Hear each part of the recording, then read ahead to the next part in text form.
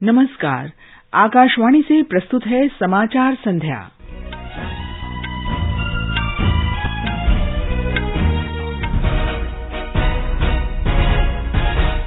Japan के प्रधानमंत्री Kishida Fumio 2 दिन की भारत यात्रा पर कल नई दिल्ली पहुंचेंगे।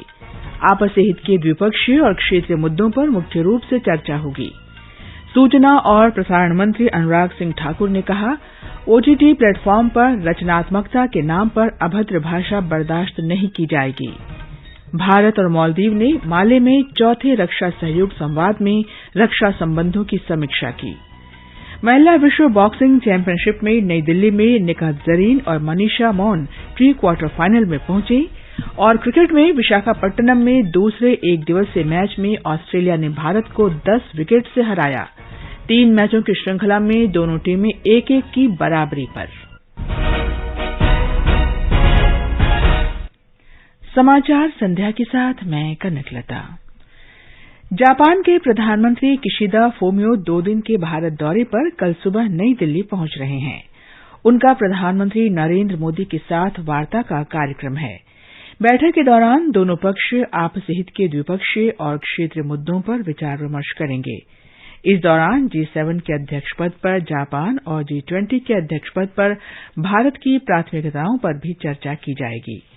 जापान के प्रधानमंत्री दोपहर बाद 41वां सप्रू हाउस व्याख्यान देंगे। ब्यौरा हमारे संवाददाता से। भारत और जापान के बीच रक्षा और सुरक्षा सहयोग विशेष रणनीतिक और वैश्विक साझेदारी के एक महत्वपूर्ण स्तंभ के रूप में उभरा है। हिंद प्रशांत क्षेत्र में शांति और स्थायित्व सुनिश्चित करने में इसकी महत्वपूर्ण भूमिका है। वर्ष 2015 में हस्ताक्षरित रक्षा उपकरण और प्रौद्योगिकी समझौते के तहत दोनों देश लगातार प्रगति कर रहे हैं। भारत और जापान के बीच पिछले वर्ष अब तक का सबसे अधिक $20 अरब 75 करोड़ का द्विपक्षीय व्यापार हुआ। जापान भारत में 5वां सबसे बड़ा निवेशक देश है। दोनों प्रधानमंत्रियों के बीच यह बैठक ऐसे महत्वपूर्ण समय पर हो रही है जब भारत G20 और जापान G7 की अध्यक्षता कर रहा है। जापान के प्रधानमंत्री की इस यात्रा से खाद्य और स्वास्थ्य सुरक्षा सहित आर्थिक सुरक्षा जैसे महत्वपूर्ण विषयों पर चर्चा करने का अवसर मिलेगा। सुपर्णा सैकिया के साथ आनंद कुमार, आकाशवाणी समाचार, दिल्ली। G20 की भारत की अध्यक्षता में स्टार्टअप 20 समूह की दूसरी बैठक आज गंगटोक में संपन्न हो गई। स्टार्टअप 20 समूह के अध्यक्ष डॉ चिंतन वैष्णव ने अपने समापन भाषण में कहा कि विभिन्न प्रतिनिधियों द्वारा अलग अलग स्टार्टअप परिवेश के बारे में प्रस्तुत किए गए विचारों पर आम सहमति का प्रारूप बना लिया गया है। एक रिपोर्ट।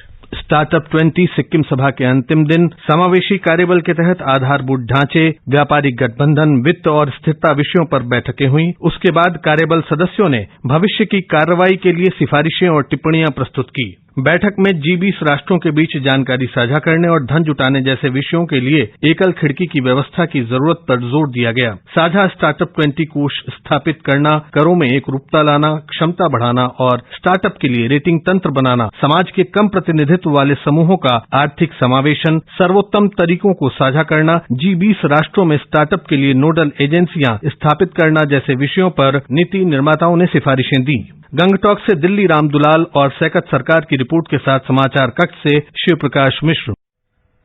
भारत की अध्यक्षता में श्रम 20 की 2 दिन की बैठक आज पंजाब में अमृतसर में शुरू हुई। इसमें G20 देशों के श्रमिक संघों के प्रतिनिधि, विशेषज्ञ और श्रमिक नेता श्रम संबंधी मुद्दों के समाधान पर विमर्श कर रहे हैं। सम्मेलन में देश के सबसे बड़े श्रमिक संगठन भारतीय मजदूर संघ की भी भागीदारी है। भारत के G20 की अध्यक्षता में सिविल 20 इंडिया की पहली बैठक कल से महाराष्ट्र के नागपुर में शुरू होगी। 2 दिन की बैठक के उद्घाटन समारोह में महाराष्ट्र के उप मुख्यमंत्री देवेंद्र फडणवीस, नोबेल पुरस्कार विजेता कैलाश सत्यार्थी और आध्यात्मिक गुरु माता अमृतानंदमयी उपस्थित रहेंगी।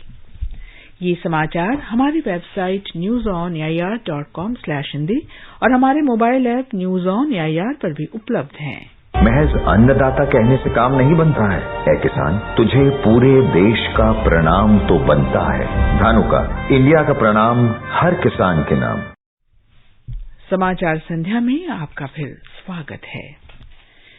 सूचना और प्रसारण मंत्री अनुराग ठाकुर ने स्पष्ट किया है कि ओटीटी प्लेटफॉर्म्स पर रचनात्मकता के नाम पर अभद्र भाषा बर्दाश्त नहीं की जाएगी। उन्होंने नागपुर में चिंता व्यक्त करते हुए कहा कि सरकार इन प्लेटफॉर्म पर बढ़ती अभद्र और अश्लील सामग्री की शिकायतों के प्रति गंभीर है।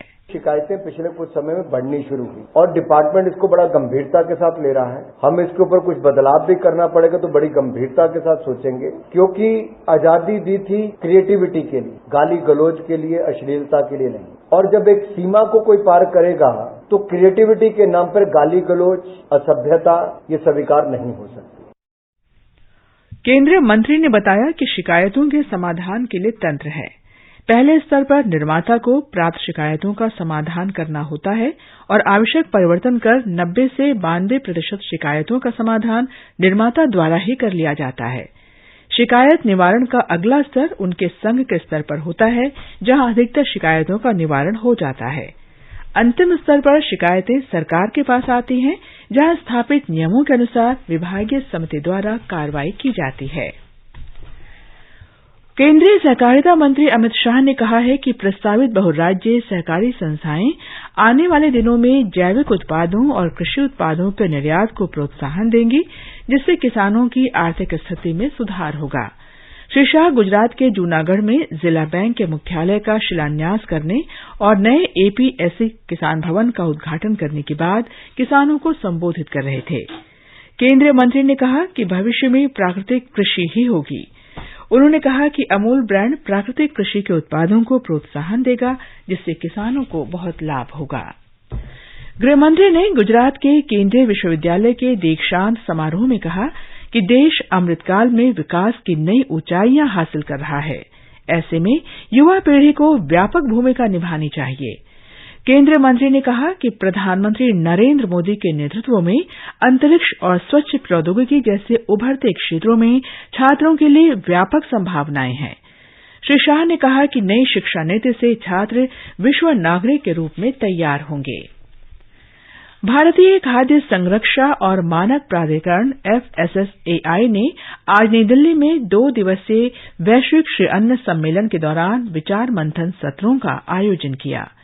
इस अवसर पर केंद्रीय स्वास्थ्य और परिवार कल्याण सचिव राजेश भूषण ने कहा कि देश में अब मोटे अनाज की खेती वाले कुल क्षेत्र में काफी कमी आ गई है।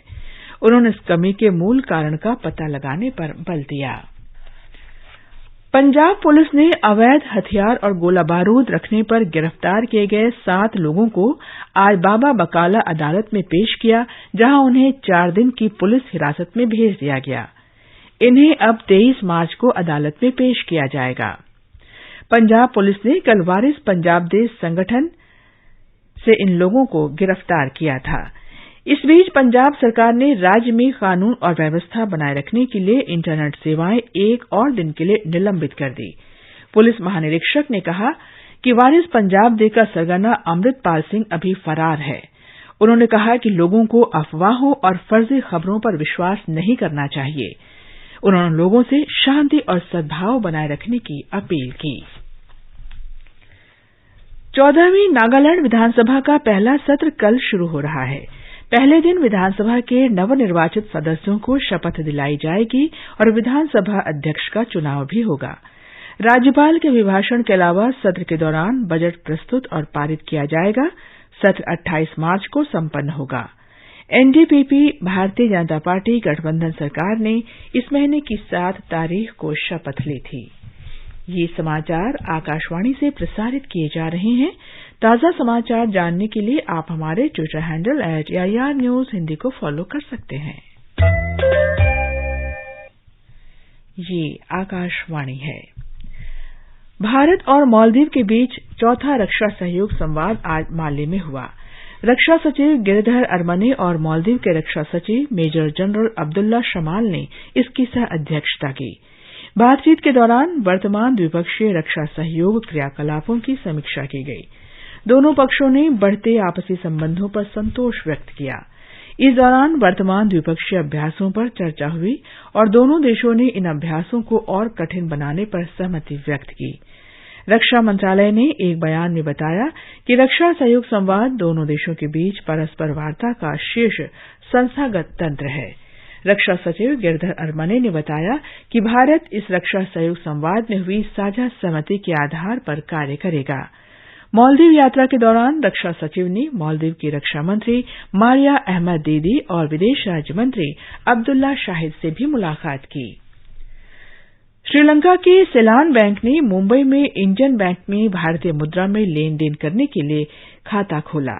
इससे दोनों देशों के बीच सीमा पार का लेन देन भारतीय रुपये में करने में आसानी होगी।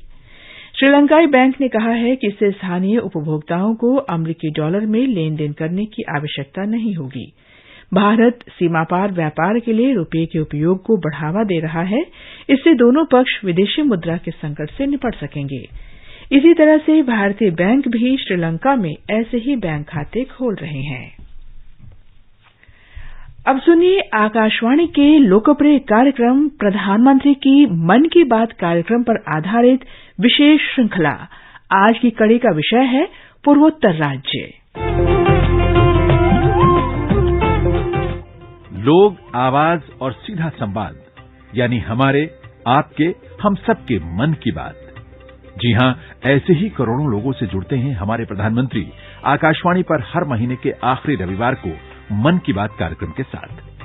3 अक्टूबर 2014 को शुरू हुआ ये सिलसिला इस बार अप्रैल में अपनी 100वीं कड़ी के साथ जारी रहेगा। इस अवसर पर आकाशवाणी इस विशेष कार्यक्रम से प्रधानमंत्री के कुछ ऐसे चुनिंदा संबोधनों को प्रस्तुत करने जा रहा है जिन्होंने देश को नई राह दिखाई। सांस्कृतिक और प्राकृतिक तौर पर बेहद समृद्ध देश के उत्तरी पूर्वी हिस्से की अरसे तक शिकायत रही। विकास की धारा से दूर रहने की इस शिकायत पर पहली बार ध्यान दिया प्रधानमंत्री अटल बिहारी वाजपेयी की सरकार ने। उसी दिशा में मोदी सरकार ने एक कदम और आगे बढ़ाया। इसका असर अब उत्तर पूर्व में विकास की नई बयार के रूप में दिखने लगा है। 26 जुलाई 2015 को मन की बात कार्यक्रम में प्रधानमंत्री ने नॉर्थ ईस्ट की इस विकास यात्रा की यूं जानकारी दी। जब अटल बिहारी वाजपेयी जी प्रधानमंत्री थे तब एक डोनर मिनिस्ट्री बनी थी, development of north east region. हमारी सरकार बनने के बाद हमारे डोनर डिपार्टमेंट में एक बड़ा महत्वपूर्ण निर्णय किया है कि क्या नॉर्थ ईस्ट का भला दिल्ली में बैठ करके हो जाएगा क्या, और सबने मिलकर के तय किया कि भारत सरकार के अधिकारियों की टीम नॉर्थ ईस्ट के उन राज्यों में जाएगी, नागालैंड हो, मणिपुर हो, अरुणाचल हो, त्रिपुरा हो, असम हो, सिक्किम हो, और 7 दिन वहां कैंप करेंगे, जिलों में जाएंगे, गांवों में जाएंगे, वहां के स्थानीय सरकार के अधिकारियों से मिलेंगे, जनप्रतिनिधियों से बातें करेंगे, नागरिकों से बातें करेंगे।